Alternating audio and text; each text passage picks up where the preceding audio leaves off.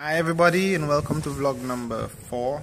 I hope that you guys are having a good day. If you're watching this video, I hope that you had a good rest after you watch this video. Right now I'm waiting for my Caribbean Studies exam. This will be my last exam, and after that I'm done with my associate degree. So associate degree in accounting was my initial degree, but I am changing it to management of business because I need to have accounting 1 and accounting 2 for me to get an associate degree in accounting. But I decided instead to do accounting 1 and focused on that. And I did management of business 1 already, and I did management of business exam yesterday. Did management of business 2 exam not yesterday but in vlog 3. So now I'm doing Caribbean studies, and it's a very interesting topic.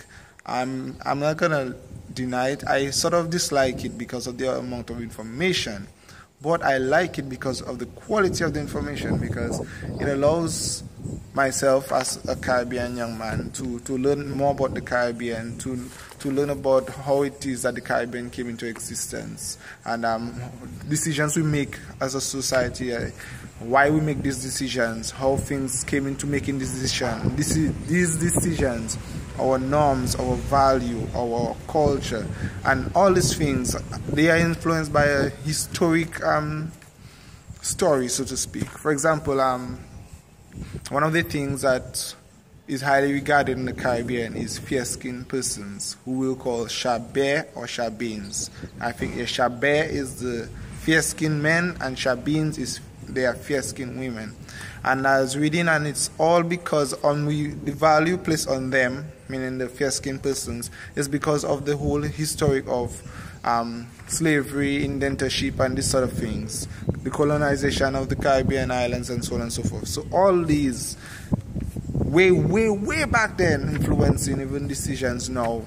For example, some persons, before I remember when I was younger, I would hear that when you're fair-skinned, they will choose you for a job instead. And I witnessed that even for myself in going to school, where fair-skinned persons were given the privilege to represent the school.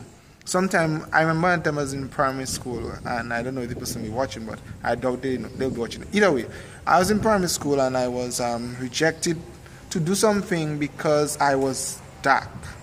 I remember the teacher saying that I was dark, and they would rather choose the fair-skinned person to do it, to represent the school. So even back then, color of the skin was something that was regarded highly, but now that culture is changing, that norm is changing, where it's no longer the color of your skin that matters, but it's about how educated you are. It's about your attitude, your everything about you, not just the color.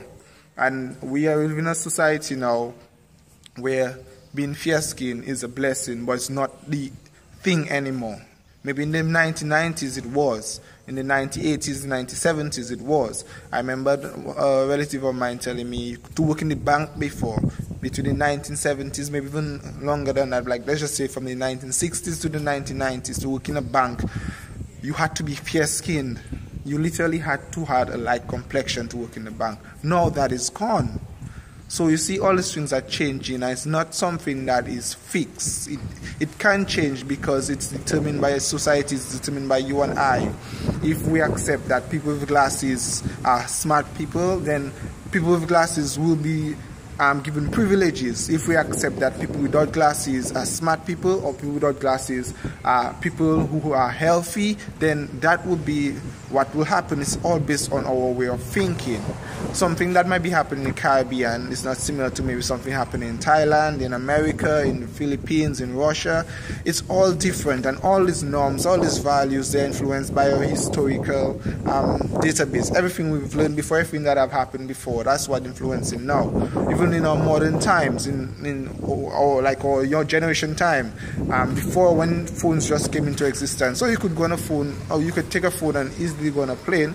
Right now they're banning some phones. It's because of something that happened. A historic thing is now influencing our culture, it's now influencing our decisions. For example, if you know you're frequently traveling, you might not buy the Samsung Galaxy S7. Is that the phone that usually have the battery problem might explode? Now you see all that will change our way of thinking. So all these are important, that we understand what allow us to think how we think, what's influencing our day-to-day basis, what it is that we need to appreciate these things, because they will shape our society and they will shape our culture, they will shape our decisions.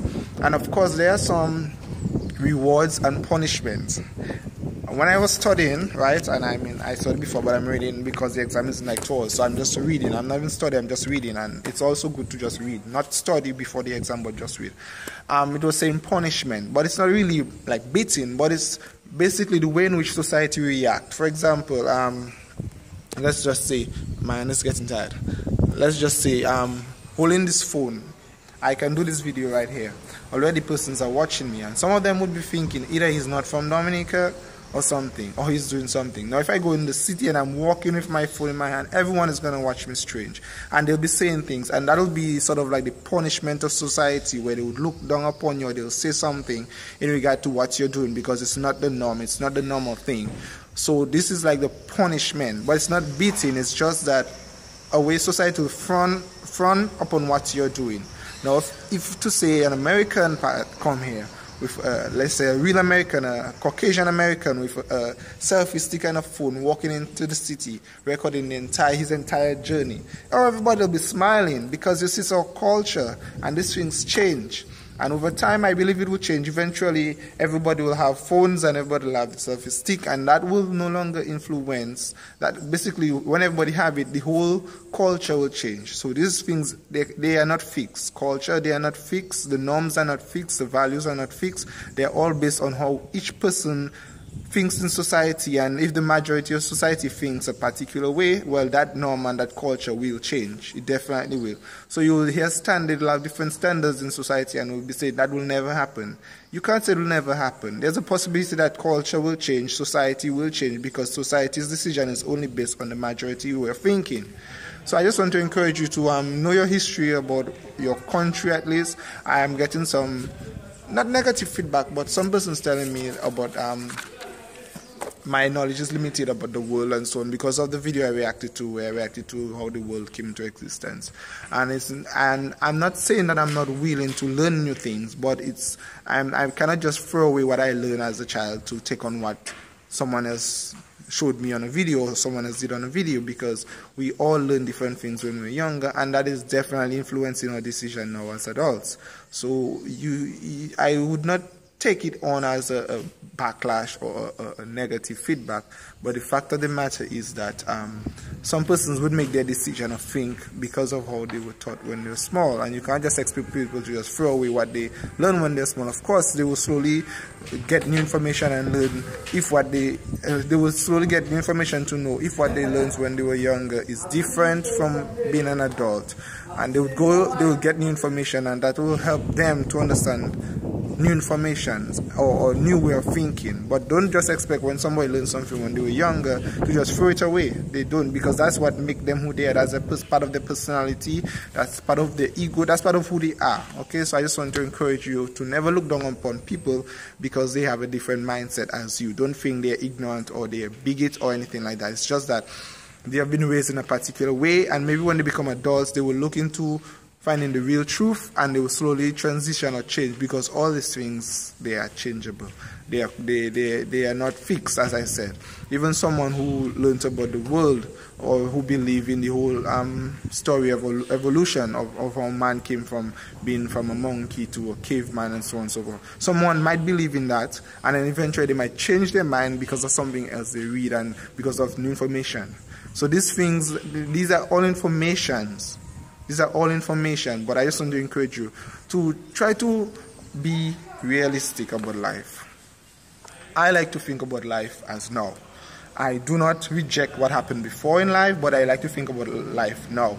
I will take the knowledge of what happened before, but I am not going to live in an era where I am only dwelling upon how things were long ago, because these things are gone. They have taught us a lesson, but they are gone, and it's our time now for us to shape new things, do new things, create new things, invent new things. So we will use the history to determine our future, but we will not live present like it's a historic time.